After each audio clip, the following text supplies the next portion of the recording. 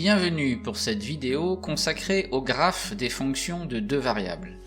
Nous allons d'abord rappeler comment on obtient de tels graphes, puis ensuite nous allons traiter quelques exemples en les illustrant par quelques représentations en 3D pour développer un peu notre intuition géométrique. Commençons par rappeler ce que l'on connaît déjà sur les représentations graphiques des fonctions d'une variable. Et pour cela, on s'intéresse à la fonction f, définie par f de x égale racine de 5 moins x. Donc on a déjà vu dans une précédente vidéo que l'ensemble de définition de la fonction était l'intervalle moins l'infini 5. Et donc si l'on souhaite représenter graphiquement cette fonction, on va se placer dans un plan et on va s'intéresser à tous les points de coordonnées x, y, avec y égale f de x. Mais pour que y égale f de x ait un sens, il faut évidemment que x soit dans l'ensemble de définition de la fonction. Et ici, ça signifie que x doit être dans moins l'infini 5, fermé en 5, et y est égal à racine de 5 moins x. Et lorsque nous faisons cet ensemble de points, on obtient une courbe, et cette courbe a pour équation y égale f de x, c'est-à-dire ici, y égale racine de 5 moins x. Donc quand on veut représenter concrètement la courbe, on va placer sur l'axe des abscisses, ici en rouge, l'ensemble de définition de la fonction. On va prendre un x dans cet ensemble de définition, par exemple ici x égale moins 4, et on va calculer pour x égale moins 4 la valeur de y correspondante. Donc ici ça va faire y égale racine de 5 moins 4, donc racine de 5 plus 4, ça fait racine de 9, ça fait donc 3. Et c'est pour ça qu'on va placer le point de coordonnées moins 4, 3. Et donc on a un point ici là qui correspond à un point de la courbe que l'on cherche à tracer. Et en théorie, il faut faire pareil pour tous les x qui sont dans le domaine de définition qui est là. Et lorsque l'on fait ça, on obtient la courbe bleue tracée ici. Et donc évidemment, pour les points qui ne sont pas dans l'ensemble de définition, c'est-à-dire les points qui sont à droite de 5, on ne va pas avoir de courbe au-dessus. Alors ce qu'il faut retenir, c'est qu'ici, on avait une fonction d'une variable, on a représenté le domaine de définition, l'ensemble de définition sur une droite, ici la droite qui est l'axe des abscisses, et on a représenté cette fonction par une courbe que l'on trace dans un plan. Bien, alors si maintenant on veut généraliser cette notion-là, au moins pour représenter une fonction, on veut généraliser ça pour les fonctions de deux variables, on va montrer que pour la fonction f, la définie par f de x et de y égale x carré plus y carré sur 4, on va voir qu'il va falloir passer dans l'espace à 3 dimensions. Alors précisément pour cette fonction, on peut déjà remarquer que le domaine de définition de la fonction, c'est r au carré, ce qui veut dire en fait que la fonction ou l'expression f de x, y est définie si et seulement si x est un réel quelconque et y est un réel quelconque, il n'y a aucun problème en fait pour faire ce calcul-là. Et lorsqu'on va vouloir représenter cette fonction, eh bien, on va tracer ce qu'on appelle le graphe de la fonction, c'est-à-dire qu'on va placer des points dans l'espace, mais de la même façon que sur les fonctions d'une variable, quand on avait notre expression f de x, on avait une nouvelle variable qui intervenait puisqu'on a introduit y égale f de x. Alors ici, comme on a nos deux variables x et y dans f de x et de y, on va créer une troisième variable, z, qui est égale à f de x et de y. Et on va donc s'intéresser aux points de coordonnées x, y, z, tel que z est égal à f de x et de y. Mais pour avoir droit d'écrire f de x et de y, il faut bien que le couple x, y soit dans le domaine de définition de la fonction. Et donc ce qui explique comment on crée ce graphe de la fonction.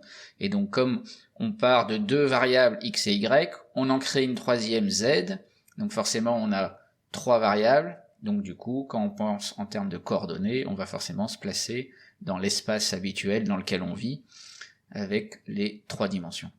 Alors, ici, avec l'exemple que l'on est en train de traiter, ça veut dire que x et y, enfin le couple x, y va être dans R carré, et on va tracer en fait z égale x carré plus y carré sur 4.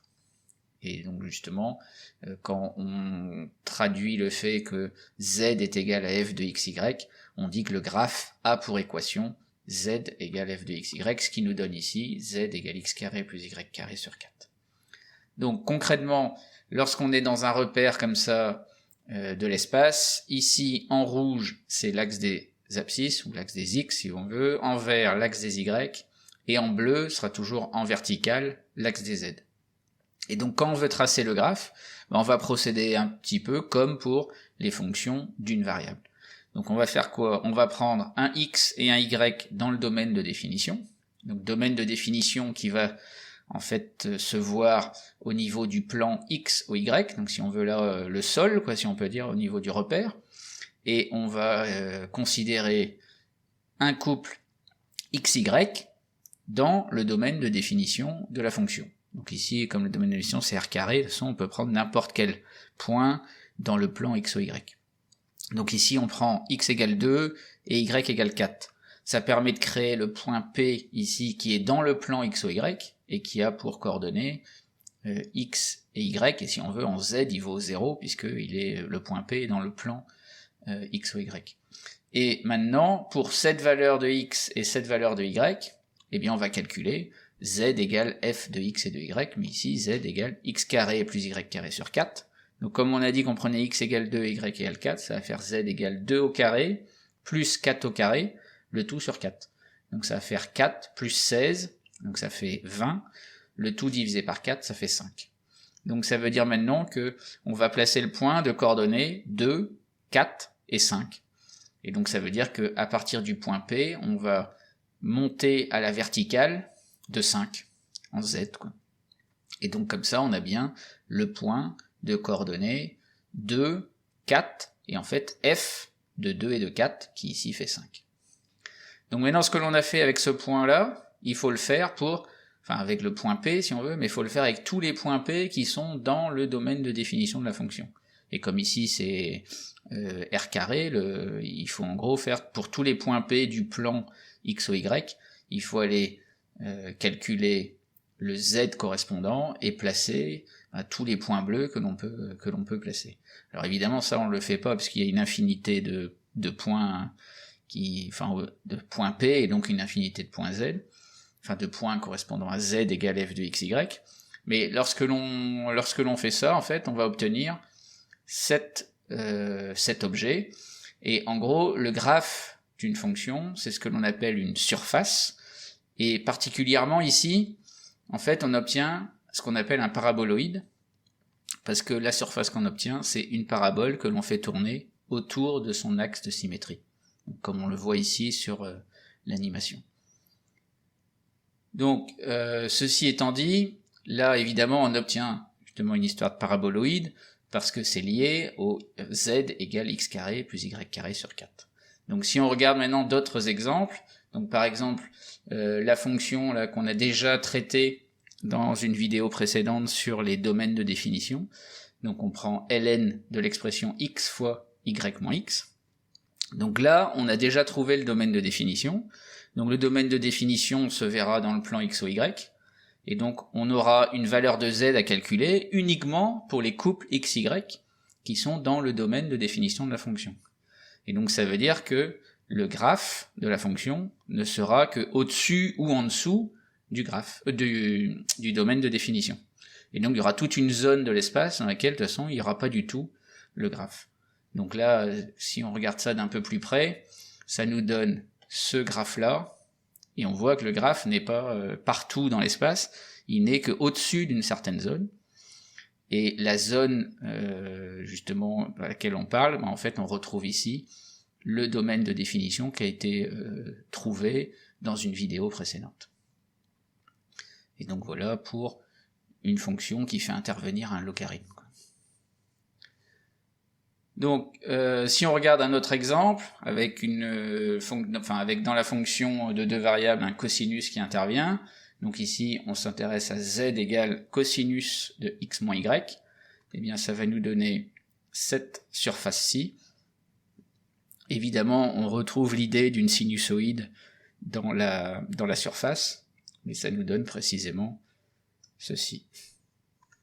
Alors, un autre exemple avec des cosinus. Donc ici, z égale cos x plus cos y. Donc c'est légèrement différent parce que on retrouve l'idée qu'il y a des sinusoïdes, mais en fait dans plusieurs directions. Et on voit ici qu'on a une succession de sommets, si on veut, et de succession de creux dans la surface. Encore un autre exemple, mais dans lequel il y a un exponentiel. Donc ici, z égale 5 fois exponentielle moins x carré moins y carré. On obtient cette surface-ci. Alors en fait, elle est liée, cette surface, à la courbe en cloche que l'on a en probabilité statistique lorsqu'on étudie la loi normale ou la loi de Laplace-Gauss. Et donc cette fameuse courbe en cloche là qu'on voit en proba, si on la fait tourner autour de son axe de symétrie, eh bien on récupère une surface qui a cette tête-là. Pour terminer, un dernier exemple un peu plus compliqué, mais c'est simplement pour montrer que avec une fonction comme ça, eh bien on a un graphe un peu plus compliqué, avec quelques pics ici où on voit des sommets de courbes là. Ici derrière on voit il y a un creux, donc ça fait quand même une surface plus compliquée que celle qu'on a croisée juste avant. Alors maintenant ça termine les exemples de graphes de fonctions de deux variables, mais il est bon de savoir qu'il n'est pas simple de deviner l'allure exacte d'un graphe à partir de l'expression de f de x et de y. Mais comme un graphe c'est un objet en 3D, on peut effectuer des coupes horizontales ou verticales du graphe. Et donc ça permet d'imaginer la surface en 3D. Et c'est en partie ce que l'on va faire dans la prochaine vidéo, en traitant les lignes de niveau d'une fonction de deux variables.